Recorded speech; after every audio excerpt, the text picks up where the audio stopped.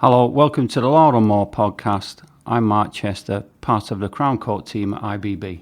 I defend clients that have been accused of serious offences that can only be heard in the Crown Court. In this episode, I'm going to be talking about EncroChat phones. They were phones that were used by organised crime groups because they believed they was unbreakable, un-hackable. I first became aware of EncroChat when there was a gangland assassination in my hometown in Merseyside in St Helens. I heard persons involved were using EncroChat, but when the police found the phones, they couldn't actually get into them. However, it was hacked by the French and Dutch joint investigation team in Operation Emma, and there was tens of millions of text messages, photos, passwords, a massive amount of data. The number you have dialed has been changed. The new number is... So the phones look like normal smartphones. The USB port was disabled to avoid hacking, and within the phone was EncroChat's encryption software. It was like an app working in the phone itself. If you press certain functions on the phone, they would boot into the EncroChat mode. This would be all secure messaging network.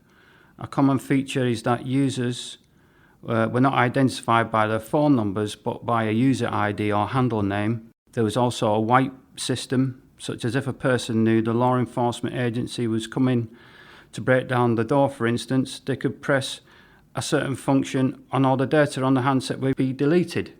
EncroChat was designed to permanently delete this data by overriding the data with a series of zeros called zero writing, so it could not be read, for instance. So it must have been a nightmare for the law enforcement agencies.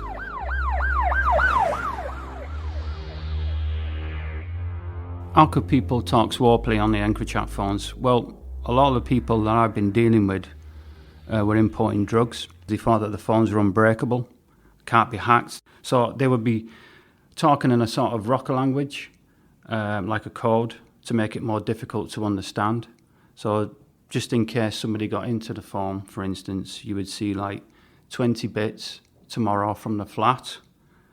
Papers be ready at postcode. So for instance, 20 bits, a bit would be a kilo of cocaine.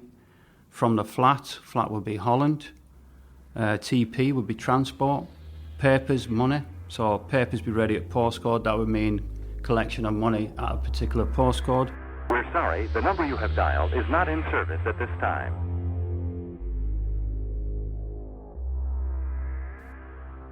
People became aware that the phones was hacked because EncroChat made their users aware that their domains had been taken over by a government attacker. They warned all the users to bin the device, and this was by a text message. And when you look at the messages, when you get the EncroChat data, when I've been looking at the actual venetic data, which it's called, you see messages from person to person saying that such and such a body's been arrested. People actually thought they were being grassed on each other. So a few of them were saying, oh, my burn time's not working, messages weren't going through as quick. So that you could actually pinpoint when the actual harvest of the hack was actually happening, when the joint investigation team actually brute forced the system. Hello? Where are we now with EncroChat? Now this is the important bit. So there's been multiple legal arguments on the admissibility in court of the legal data itself. So in short, if it was intercepted evidence, then it should not be used under certain jurisdiction in the UK. So it was assumed that the collection of the messages was by an implant installed in the device as a rootkit by modifying the EncroChat app. So the Court of Appeal made a decision that the data had been taken from the storage on the device. However, this is not consistent with the latest evidence, which suggests the data was taken from multiple sources, both handsets and servers, rather than entirely from the handset direct. So the only reasonable description for this is interception, as indeed was claimed by Europol in its media release in July 2020. What do you mean by intercepted evidence? That means that if you have two handsets, that the actual extraction or the hack was performed in between the actual handsets, not actually from the handset itself on the storage of the device. The actual data wasn't actually on the physical phone itself. The National Crime Agency knew that they only had a warrant if they had taken the data from the phone itself. They hadn't done this, so they knew that the evidence won't be allowed or admissible in court. The number you have dialed has been changed. The new number is...